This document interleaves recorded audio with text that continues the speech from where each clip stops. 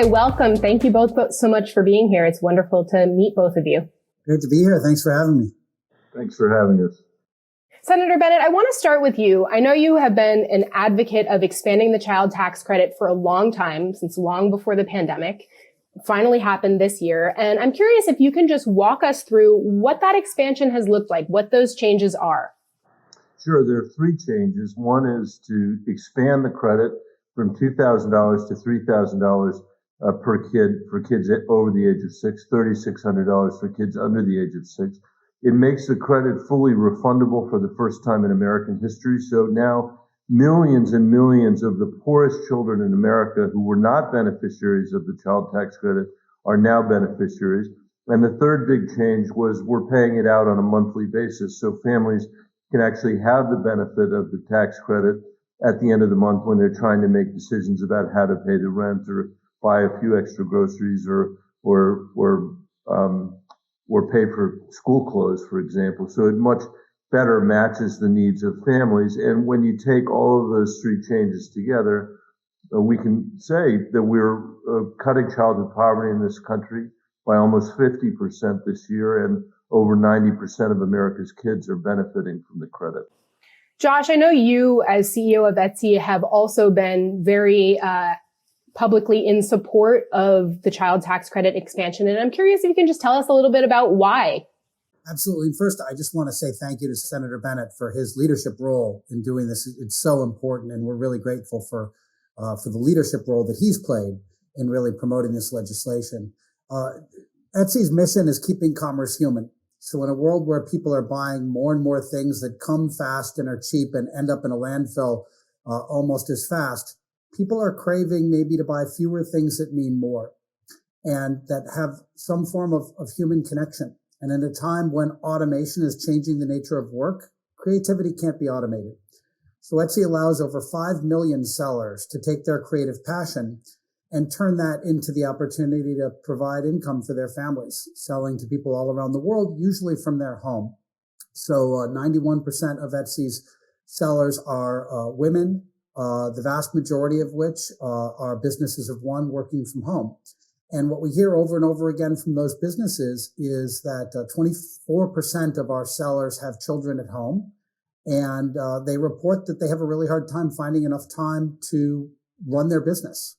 And in fact, women are 7 times more likely than men to report that they're having a hard time running their business because of their child care obligations. So as we get through the pandemic, it's so important that we evolve our child care infrastructure. We have a once-in-a-generation opportunity to provide the kind of child care infrastructure in place to really allow everyone in our economy to be productive members of our system and help us to grow together.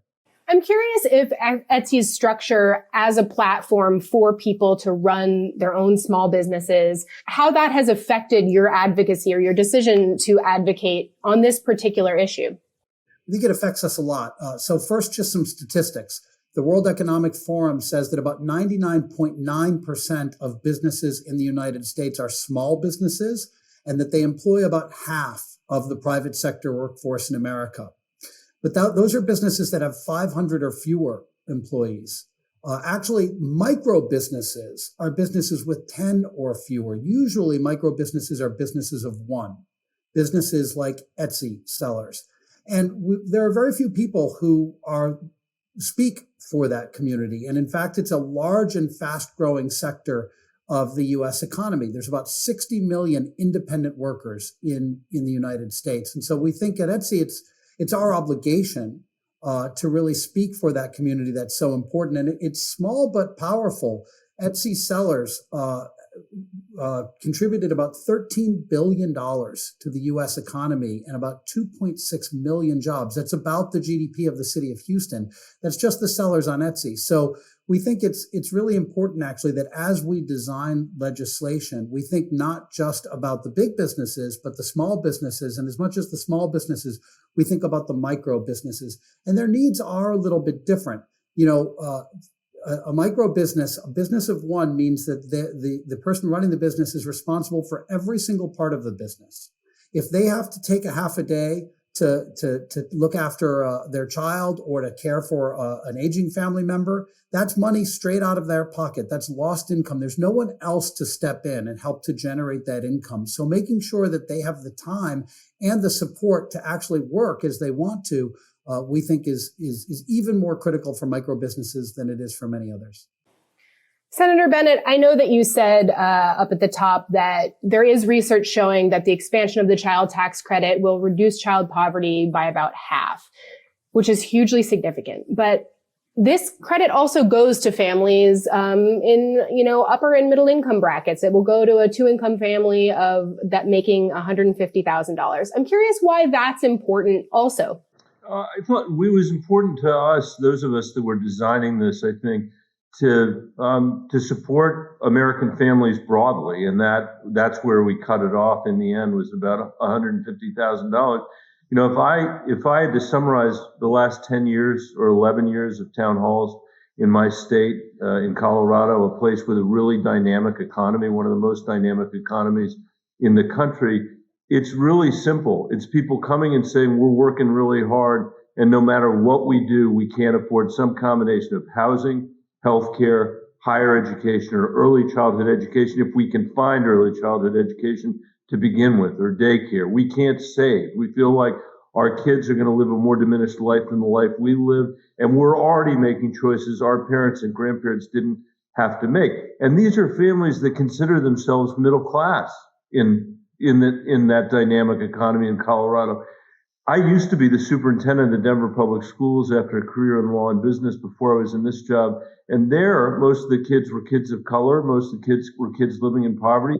Their parents were very often working 2 and 3 jobs, including the students themselves working those jobs. And what they would say is, no matter what we do, we can't get our kids out of poverty. And what all of this is an anecdotal reflection of an economy that for 50 years has worked really well for the top 10% of Americans and has not really worked at all for 9 out of 10 Americans, which is roughly 90% of the American people, which is who the tax credit basically covers. That's where we ended up in that place. I'm curious what you've heard from people in the last few months since these monthly checks started going out in July about how it's affecting people's lives, how they're spending this money. Mostly, when I was at home for August recess, very often what I would hear, it was particularly from moms, was moms saying, I was able to buy back to school clothes for my kids without throwing my family into financial turmoil for the first time ever. In other words, for the first time, I was able to make a choice to buy my kids clothes without bankrupting my family, essentially. I've heard people say that they're using it to pay for extracurriculars for their children, to pay for piano lessons. Some people to use it for daycare, which is, to Josh's point, such an important part of this equation, because if we're actually going to see women returning to the workforce in the United States, we're going to have to figure out this childcare problem. And this tax credit is part of doing that, because it allows people to pay for a few extra hours of childcare that can allow them to go back to work. One woman I remember in particular in Colorado Springs told me she had bought a bicycle for her son, and the bicycle was enabling him to go to after school activities that he wouldn't be able to go to had she not been able to buy the bike, because it was the only way to transport him. And the bike had blown a tire in the first week or so, and she had replaced the tire, and she said, but I didn't have to buy the cheapest tire. I actually bought a decent tire. People don't understand what we poor people pay in terms of tax. When you have to buy the cheap tire, it's going to blow out next week. When you've got to buy the cheap shoes and you can't buy a decent pair of shoes that'll actually last for a school year, that itself provides enormous economic strain to families. So those are the kinds of things that I've heard about. Josh, I'm curious what you're hearing either from your employees who you maybe talked to about this or from sellers on the Etsy platform. There's no doubt that the expansion of the child tax credit has been absolutely critical particularly for micro businesses and particularly for women. As Senator Bennett mentioned, this experts are saying that this could cut the child poverty rate in half. It's perhaps the most important thing we've done in a generation for families. And, we're very concerned about people who've had to leave the workforce in order to take care of children. And it's going to be very hard for them to get back into the workforce. So many businesses, Etsy's having a hard time hiring at the speed that we want to hire. And so many businesses are experiencing the same thing. And a lot of that is parents who need to be at home to take care of childcare. Maybe their schools are closed. Maybe they don't have other childcare support like they used to. Maybe they can't have their grandparents coming over like they used to. And providing childcare so that people can get back to work and be part of the workforce is absolutely critical. Given that, I'm curious, I know that you are also an advocate of sort of other policies around supporting families, supporting parents with children at home. I know at Etsy, you guys have about 6 months of parental leave, 12 weeks of paid family medical leave, unlimited sick days. Talk to me a little bit about the importance of those benefits and also how you got there as a company to that point of deciding, you know what, this is worth it for us as a company to offer these benefits, and this is why. At Etsy, we know that strong caregiver support is good for business. And we've had a chance to be investing in that for years, and we've got a lot of conviction now that it's very good for Etsy's business. So you're right. We have 26 weeks of paid parental leave. That's gender neutral. So anyone with a new child in their family, be it through natural birth or adoption, male, female, non-male, will have 26 weeks of paid parental leave during their first 2 years as a parent. And then we have 12 weeks of paid family leave. We believe that we need flexible and equitable caregiver policies to allow women and families and parents to be able to participate equally at Etsy. And it's working really well. A couple of things I'll point out. One, there's no motherhood penalty at Etsy, and we're really proud of that. Women and parents get promoted at equal rates to men and non-parents at Etsy. We're very proud of the fact that our parental leave is taken in equal proportion by men and by women. So women are not disproportionately stepping out of our workforce and then being penalized. Men and women both are expected to be playing an active role in childcare and stepping out of the workforce for a little bit of time at Etsy. We have support, and we have a lot of infrastructure to make sure that they can do that in a way where they feel supported and where the people who are on their team feel really supported to continue the work. That allows us to attract really world-class people from all backgrounds, including women, including people who are parents and have caregiving responsibilities. And that's critical. A couple of things I'll point out. More than half of our executive staff are women. A third of our engineers are women, which is double what you'd see in the best of class technology companies. We have very strong representation from women throughout the company. Why is that important? Well, not only is half the population are women and there's so much talent there, but as I mentioned, 90% of our sellers are women and 90% of our buyers are women. So having really strong representation from women inside the company makes us better in terms of understanding our customer base and serving our customer base. And guess what? We're not alone. All the studies show that women make the majority of spending decisions in most households. So many, many companies are like Etsy, where women are disproportionately the customer base. And so having really strong female representation inside the company is really important. And not only have we been able to attract a really talented a base of parents and women and a very diverse community of employees, but we've been able to retain them. So at a time when attrition is spiking in so many different companies, our attrition rates are about half of the industry average. And one of the things we hear over and over again is it's because we provide so much support, things like our parental leave policy. Senator Bennett, I'm curious what you're hearing from constituents, what you've been hearing over the last year and a half from people who do not have these benefits at work. And we know that is a lot of Americans. People, everything Josh said, I can't tell you how much I agree with and how much I appreciate Etsy's leadership here. Because what I hear from a lot of people in Colorado is that they're really stressed out, that they're burning the candle at both ends. They're working like crazy and they can't keep their heads above water. It's not a problem of people not working hard enough. It is a problem of all of us together not supporting our families well enough, not supporting our kids well enough, and things that other countries take for granted, we somehow treat as if beyond the laws of political physics.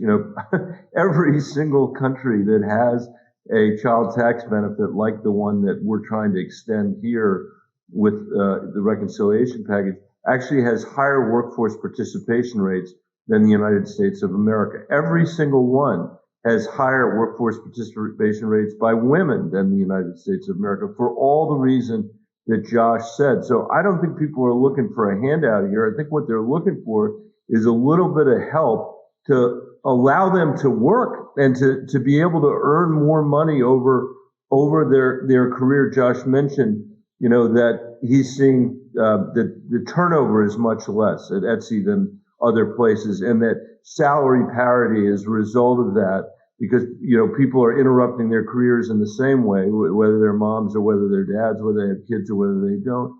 And that's the way it ought to be, I think, across the country. For too many, families, women are bearing a burden that they shouldn't have to bear alone, and the economy suffers as a result. I mean, childhood poverty costs our country $1 trillion a year, and there are some estimates already from Columbia University that the investment we've made in the child tax credit alone will pay back an 8 times dividend because we're going to be reducing childhood poverty in half instead of mitigating for the effects of childhood poverty. As a former school superintendent, I can tell you that it is far more expensive to try to mitigate for those effects than it is to try to reduce it. And not ironically, but the result of all of this, I think, is going to be that we're going to see a more dynamic labor workforce than the one we had before. The theme of this summit is rebuilding for all. And the theme of this session is building financial security for families and workers after COVID. And, I think the pandemic made abundantly clear, if it wasn't already, to a lot of people that the U.S. economy has not been working for many people for a long time now. Marketplace did a poll a year ago or so that found that 60% of people didn't have $1,000 to cover an unexpected expense. 40% didn't have $250 to cover an unexpected expense. And so I'm curious if you both feel like the pandemic has actually changed the conversation in a long-term, fundamental way or not. Well, I ran an utterly unnoticed campaign for president on the idea that we could cut childhood poverty in half in this country. And by the way, we need to recognize that we are an outlier in terms of childhood poverty. We are 38th out of 41 industrialized countries, and the poorest population in our country are our children.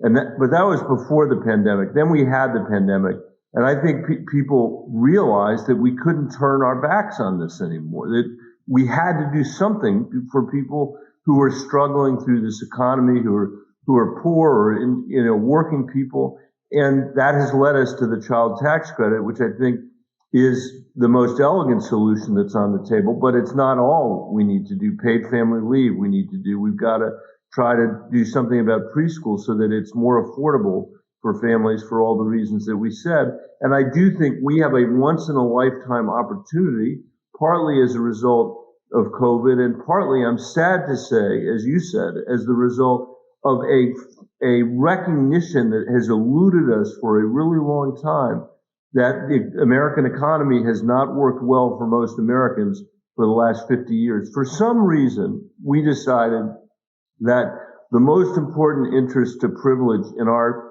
economy were people that wanted to make stuff as cheaply as possible in China. And I think there's a realization that there are other values at work here that are really important ones. And I hope will lead us to a place where when the American economy grows the next time, it actually grows for everybody, not just the top 10%, because that's when we'll really begin to see the labor market take off in the way it needs to. Josh, I'm curious if you feel like the conversation has changed among CEOs, among business leaders, and if you're seeing more companies start to put these kinds of policies in place voluntarily. I think the conversation is changing at a time when we can agree on so few things as a nation.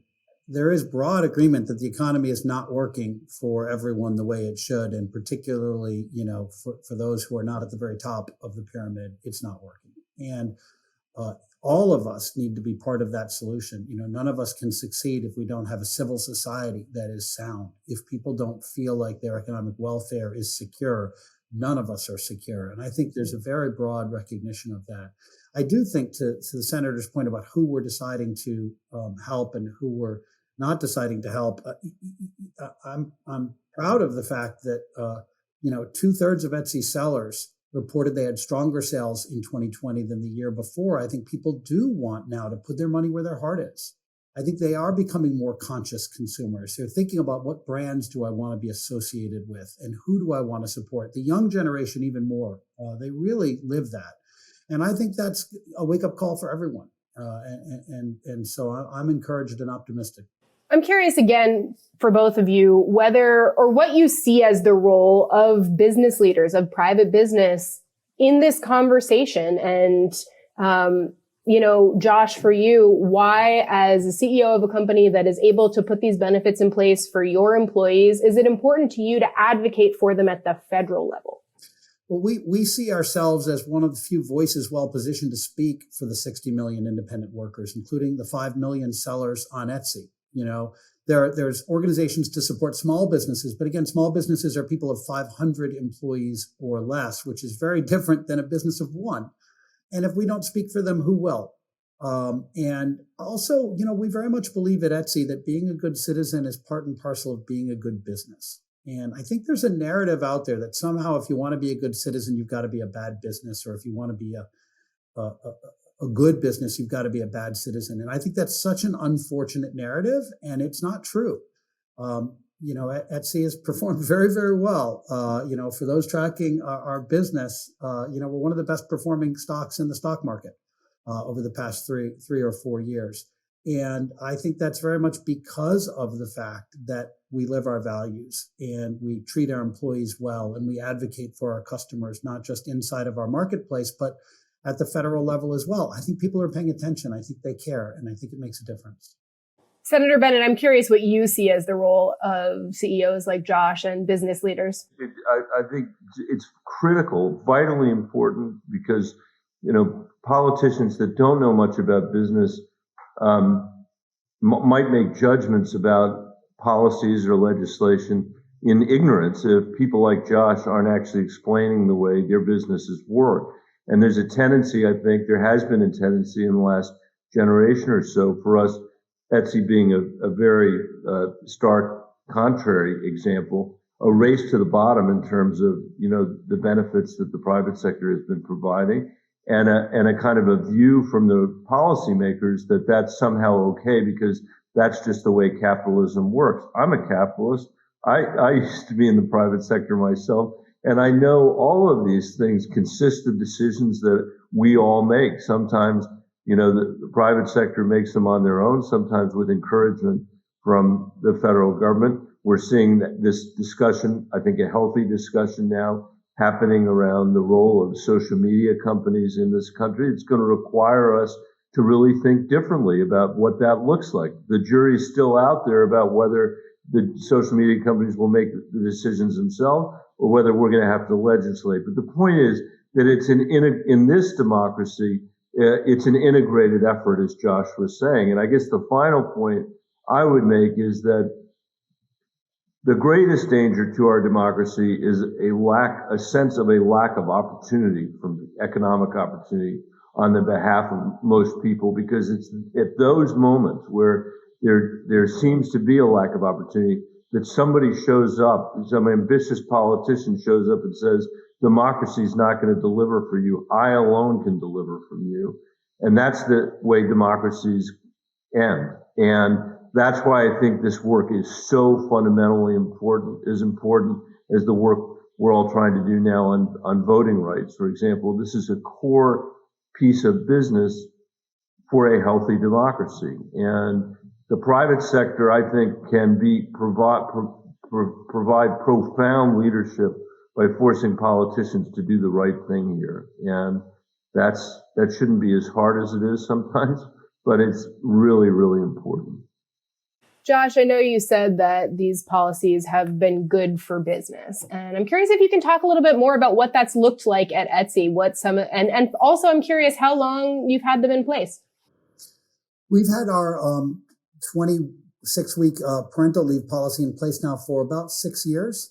And during that time, the business has grown from our sellers selling about $2 billion a year of product to we're on track for about $12 billion this year, so about a six-fold increase. In fact, our seller sales have more than doubled just in the past year. Business is going well. The pie is growing. And what's most important is the pie is growing. When our sellers sell more, that's more revenue, obviously, and more profit for Etsy. But it all starts with our buyers finding products they love and our sellers selling products. And when that happens, the marketplace grows and everyone wins. For both of you, I'm curious, have you ever changed someone's mind on any of these issues, whether it's the expansion of the child tax credit, parental leave, paid family leave, paid sick days? Have you had conversations with somebody who did not agree with you and changed their mind? And if so, what was it that pushed them over the edge?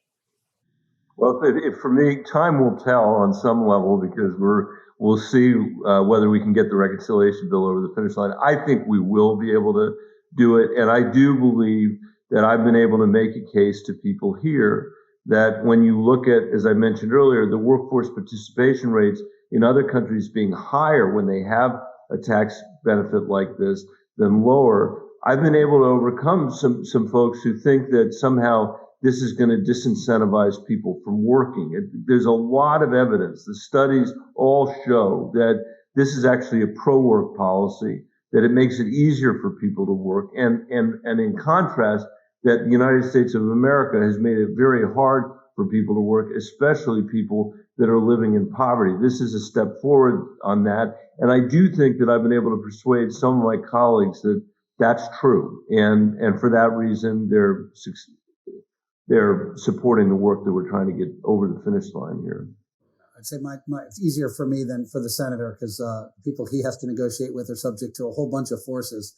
CEOs get to make decisions with less outside input in some ways that may sometimes be helpful. But yes, definitely. And what's been important is to talk about the caregiving policies we have, which immediately causes my colleagues to say, oh gosh, that sounds really disruptive. How on earth do you keep running a business? And then I go through the other things we've put in place to allow us to run the business with continuity. So, for example, we have a lot of internal mobility where when someone goes out for parental leave, we use internal mobility, which turns out to be great for cross-training. There's actually a lot of benefits of having someone come over and take a new job and learn and bring new ideas to the job. So we've built a system around internal mobility for leave cover. We've created relationships with consultants who come and specifically work with us on leave cover. So we have a set of infrastructure that we've put in place around leave cover that actually allows us to have business continuity, even though we're not that big a company, by the way. Etsy only has 2,000 employees. So in the grand scheme of things, it's not like we have infinite people to move and do anything. And yet we've been able to make it work. And actually we find that we get stronger. And it's going through the ways we've been able to learn and make it work that I think give in my conversations with CEOs, give them the confidence to go and do it themselves. I just want to end by asking you both, for anyone who is listening to this, who may still not be convinced, but think this is all going to cost too much money. We don't have the money either as a business or the federal government doesn't have the money to spend on this right now. What would you say about the cost of all of these policies? I would take a crack at that. And the child tax credit the changes are an incremental $100 billion a year. That's $1 trillion over 10 years. As I mentioned earlier, childhood poverty costs this country $1 trillion a year, and the costs of eliminating it or reducing it, I think, are far less than the costs of mitigating for the effects, as I mentioned earlier. So in my judgment, this is a place where we are going to get an enormous return for the money that we spend. I think the same is true of preschool for all the reasons that we've said. And paid family leave is a different kind of a cost. It's not a cost for the federal government, but it's in a sense a cost that the entire economy will have to contend with. but I think the upside is much greater than that cost. And when you take it all together, I think what we're saying is a little bit like, the buyers and sellers on Etsy, that we're trying to see whether we can reestablish an economy in this country that grows from the middle out, and from the bottom up, rather than imagining that somehow it's going to trickle down from the very top. That has not worked for decades. So what I would say to folks that are skeptical is let's not continue to do what's not working. It's important for us to try something new. And I really believe it for this reason alone. I do not think that we can have an economy that works the next 50 years like the one for the last 50 years and have any expectation that our democracy will survive. That's how high I think the stakes really are. And at Etsy, I'd say, we focus on growth, growth, growth. And by attracting and retaining the very best talent, which these policies allow us to do, we grow, we get bigger, and we can afford to invest a little bit because the ROI is there, because we grow. And we think the same thing is true of our sellers and of the community at large. By having good caregiving infrastructure, we allow them to actually be participants in our economy, to work and be productive. And that makes the economy bigger, which makes this investment more than pay off. Thank you both so much for taking the time. This has been a great conversation, and I loved getting to talk to both of you. Thanks for having me. Thank you. Thanks, Josh, for everything you're doing. Senator, thank you for all your leadership on this. We're really grateful. Thank you.